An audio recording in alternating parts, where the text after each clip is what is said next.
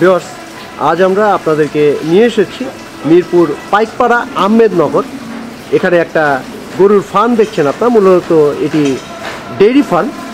তা আসুন আমরা আপনাদেরকে এই ডেইরি খামারটি সম্পর্কে জানানোর কিছু চেষ্টা করি। ভিউয়ার্স, আপনারা দেখছেন এখানে এই যে ডেইরি ফার্মটা আপনাদেরকে দেখানোর চেষ্টা করছি। তো এই ফার্মের যিনি উদ্যোক্তা মোহাম্মদ রেজাউল করিম লিটনের সাথে আমরা একটু কথা বলি। আসসালামু আলাইকুম। ওয়ালাইকুম আসসালাম। জি ভাই, কেমন আছেন? জি ভালো আছেন। আচ্ছা লিটন ভাই, এই ফার্মটা কতদিন হলো তৈরি হয়েছে? আমরা এই ফার্মটা গত 5 বছর আগে শুরু করি। গত আচ্ছা, 5 বছর থেকে কি উদ্দেশ্য নিয়ে আপনারা তৈরি করছিলেন? আমরা একটা উদ্দেশ্য ছিল যে আমরা দুধ বিভিন্ন এলাকার লোকজনদের সাপ্লাই করব এবং ভালো মানের দুধ যেন সাপ্লাই করতে পারি, এই উদ্দেশ্য নিয়ে আমাদের এটা তৈরি করা আর কি। তো সেখান থেকে পথ চলতে চলতে আজকে এই পর্যন্ত আসা আর কি। আচ্ছা, প্রথমে কয়টা গরু দিয়ে শুরু? আমাদের প্রথমে 6টা গরু ছিল, 6টা থেকে আজকে আমাদের প্রায় 26টা গরু আছে। এর মধ্যে কি বিক্রি হয়েছে? বিক্রি হয়েছে বলতে যেসব গরুগুলো দুধ কমে যাচ্ছে বা দুধের মাত্রা কমে যায়, আমরা সেই গরুগুলোই বিক্রি করে দিই। আর মানে এখন যে 26টা গরু আছে তার মানে তো আরো গরু ছিল? হ্যাঁ, আরও গরু ছিল বলতে আমরা একটা ছেড়ে দিয়ে আরেকটা দুধের গাভী বা ছোট বাচ্চা সহ আমরা গাভী ক্রয় করে থাকি। আচ্ছা, এই যে আমরা গরুগুলি দেখছি, জি, এগুলি কি প্রজাতির গরু যদি আমাদেরকে একটু এগুলো বলেন? আমরা বলি ক্রস ফ্রিজিয়ান গরু, জার্সি ফ্রিজিয়ান গরু বলি। আচ্ছা, এই যে এই গরুটা আমরা দেখছি, জি। এই গরুটার দাঁত কয়টা? এইটা দাঁত 6টা দাঁত। 6 দাঁত। এর আগে কয়বার বাচ্চা হয়েছে? এর আগে এটা 3বার বাচ্চা হচ্ছে। 3বার বাচ্চা হয়েছে। এটা বাচ্চা হলে দুধ কি পরিমাণ দেয়? এটা 16-17 কেজি দুধ দেয়। 17 কেজি দুধ আসতেছে এটা। এখন দুধ আছে 12-13 কেজি দুধ। বাচ্চার বয়স 6 মাস হয়ে গেছে প্রায়। 16-17 কেজি জি। দুধ আসছে। জি। আচ্ছা লিটন ভাই, আমাদেরকে একটু বলেন যে কেউ যদি গরু কিনতে চায়, কারণ অনেকেই হাট থেকে গরু কিনতে চায় না, কারণ ঠকে যাওয়ার সম্ভাবনা আছে। জি। তারা সবাই খামার থেকে গরু কিনতে চায়, আমরা উৎসাহিত করি তাদেরকে খামার থেকে গরু কেনার জন্য। তো এখান থেকে যদি কেউ গরু কিনতে চায় তাহলে কি এখানে কেনা বেচা হয়? কেনা বেচা ঠিক আমরা ওইভাবে করি না। যেসব গরুগুলো দুধ কমে যায় আমরা রাখতে পারি না, চাইলে খরচের একটা ব্যাপার থাকে। হ্যাঁ। তো ওই গরুগুলো আমরা বিক্রি করে দিই। ওনারা চাইলে অনেকে এখান থেকে সংগ্রহ করতে পারবে।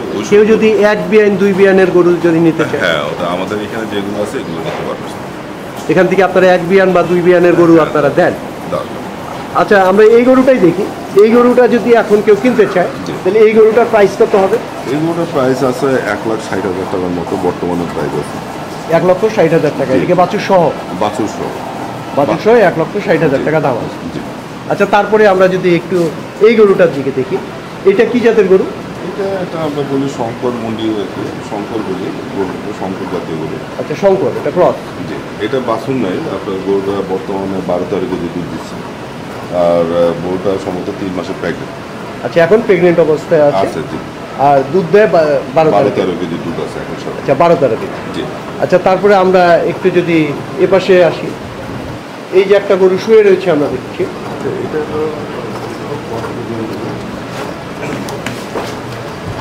বাচ্চা দিচ্ছে গত 4 মাস আগে। এটা 4 মাস আগে বাচ্চা। এখন এটা 13-14 কেজি দুধ আছে। 13-14 কেজি দুধ আছে। আচ্ছা, এই গরুটা যদি এখন বিক্রি হয় তাহলে এটা বাছুর সহ কি পরিমাণ দাম হবে? এইটার দাম আছে 1,60,000-1,70,000 টাকার মতো দাম আছে। 1,60,000-1,70,000 টাকার মতো দাম রয়েছে। জি। তারপরে আমরা একটু এই গরুটার দিকে আসি। এই গরুটা আপনার বাচ্চা হচ্ছে 4 মাস আগে। হ্যাঁ। তো এখন বাছুর মারা গেছে। এই গরুটা দুধ হচ্ছে 12-13 কেজি দুধ হচ্ছে এখন। 12-13 কেজি দুধ। তারপরে এই যে এটা একটা জার্সি গরু। এইটা বাচ্চা হচ্ছে গত 2 মাস আগে। হ্যাঁ, এটা 14-15 কেজি দুধ আছে এখন বর্তমানে। 14-15 কেজি দুধ আছে। তারপরে এই যে পাশে আমরা দেখছি, এটা প্রেগনেন্টের গরু। হ্যাঁ, এই গরুটা বাচ্চা হচ্ছে 1.5 মাস আগে। ওর এখন 14-15 কেজি দুধ আছে। এটা আরও দুধ নামবে, 17-18 কেজি দুধের গাভী। আচ্ছা, এটার বাচ্চা কয়বার হয়েছে? এইটার বাচ্চা আমাদের এখানে এই নিয়ে 3 বার হয়েছে। 3 বার? হ্যাঁ, এটা পলট বিয়াম থেকে শুরু করে আজ অব্দি 3 বার বাচ্চা হয়েছে। এটা কি পলট থেকে আমাদের এখানে আছে, প্রথম বিয়াম থেকে আমাদের এখানে আছে। আচ্ছা, এই গরুটা যদি এখন বিক্রি হয় তাহলে এটার প্রাইস কিরকম হবে? এই গরুটা 1,60,000-1,70,000 টাকার দাম আছে। আর এই গরুটা খুব ভালো এবং উন্নত মানের গরু একটা। এটা দুধের রেকর্ডও যথেষ্ট ভালো, 17-18 লিটার দুধ দিয়ে থাকে। আচ্ছা লিটন ভাই, আমাদেরকে একটু বলেন যে এই একটা পূর্ণবয়স্ক এই গরুগুলির পিছনে প্রতিদিন খাবারের পিছনে কি পরিমাণ অর্থ ব্যয় হয়? আমরা 300 থেকে 350 টাকা সর্বমোট খরচ করে থাকি। আমরা হয়তো অনেকে আরও বেশি খরচ করে থাকি, অনেকে কম করে থাকে। আমাদের বাজেটটা হলো এরকমই। তো আমরা কখনো খাবারের ডেলি প্রতিদিন 8 থেকে 10 কেজি দানাদার খাদ্য দিয়ে থাকি। হ্যাঁ। আর বাকিটা পর্যাপ্ত পরিমাণে ঘাস দিয়ে থাকি। ঘাস বলতে স্থানীয় নদী থেকে সংগ্রহ করে হলো কচুরিপানা। হ্যাঁ। এই কচুরিপানা প্লাস ঘাস প্লাস খড়, এই তিনটা আমরা পর্যাপ্ত দিয়ে থাকি। আর চিকিৎসার ব্যাপারে কি করেন? চিকিৎসার ব্যাপারে আমাদের এখানে স্থানীয় ডাক্তার আছে, ডক্টর খালেক তারার, উনি আটি বাজারের ডাক্তার, উনি পশু সম্পদ অধিদপ্তরে চাকরি করেন। এছাড়া আছে খালেক ভাই, উনি খামার বাড়ির চিকিৎসক। এছাড়া আচ্ছা, এই চিকিৎসকদেরকে নিয়ে আসি আপনারা এটা চিকিৎসা করেন? প্রযোজন ক্ষেত্রে আমি ওনাদেরকে নিয়ে আসি। এছাড়া গাইনিক্যাল সমস্যা যেগুলো হয়, হ্যাঁ, ওনাদের ওইসব কাজগুলো আমরা করে থাকি। আচ্ছা আচ্ছা লিটন ভাই, আমাদেরকে একটু এবার আপনি বলবেন যে এই যে খামারের আপনার ভবিষ্যৎ পরিকল্পনাটা। ভবিষ্যৎ পরিকল্পনা বলতে আমার ইচ্ছা এটা আরও বাড়ানো সম্ভব। কিন্তু আমাদের একটাই প্রতিবন্ধকতা, ঢাকা শহরে যারা করি, একটাই প্রতিবন্ধকতা, সেটা হলো জায়গার সমস্যা, যেটা আমাদের এখানে নাই।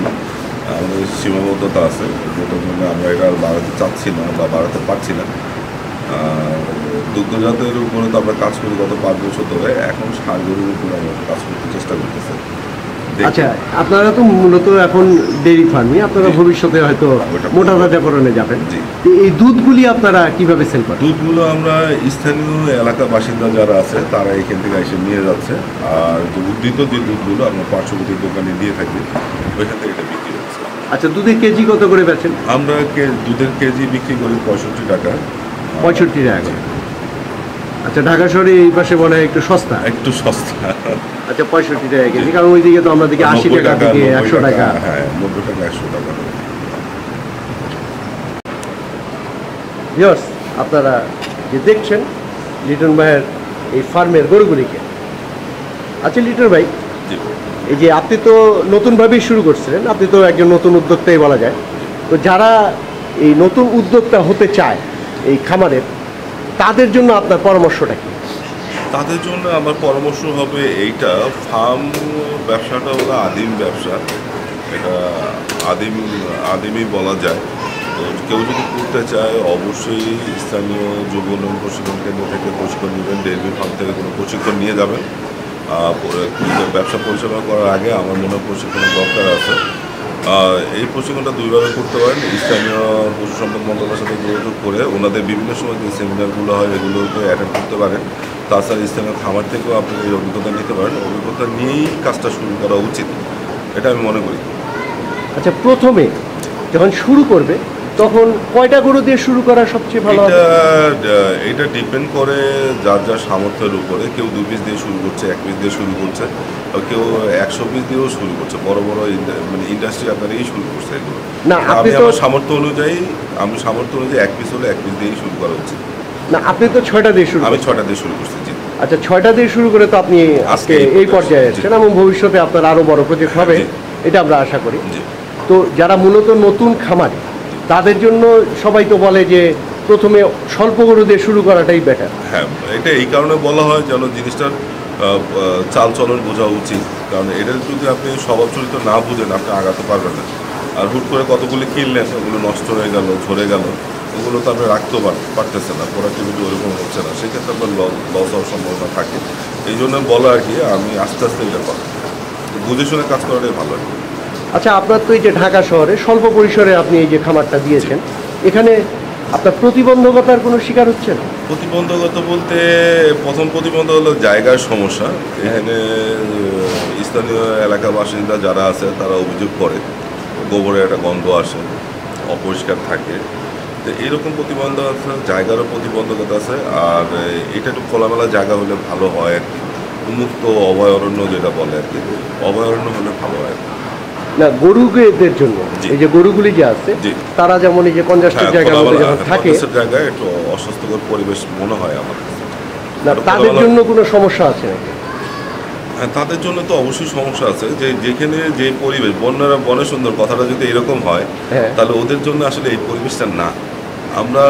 আমাদের সামর্থ্যের কারণে হয়তো ভালো জায়গায় যাইতে পারছি না, আরও বড় জায়গায় যাইতে পারছি না। এদের জন্য আরও একটু বড় স্পেসের দরকার, আরও উন্নত জায়গা দরকার, খোলামেলা মাঠ দরকার, এদের বিচরণের জন্য জায়গা দরকার, যেটা আমরা দিতে পারছি না। এটা আমাদের ব্যর্থতাই বলা যায়। আচ্ছা লিটন ভাই, আমরা একটু আরও কিছু আপনার জি খামারের গরুগুলি একটু দেখি। যে এই যে গরুটা দেখছি আমরা, জি এটা তো ফ্রিজিয়ান জাতের গরু। জি এটা প্রিমিয়াম গরু। এই ফ্রিজিয়ান জাতের গরু, এটার দাঁত কয়টা? এটা 6 দাঁতের গরু। 6 দাঁতের গরু। এর আগে কয়বার বাচ্চা দিচ্ছে? এটা এর আগে 3বার বাচ্চা দিচ্ছে। 3বার বাচ্চা দিচ্ছে।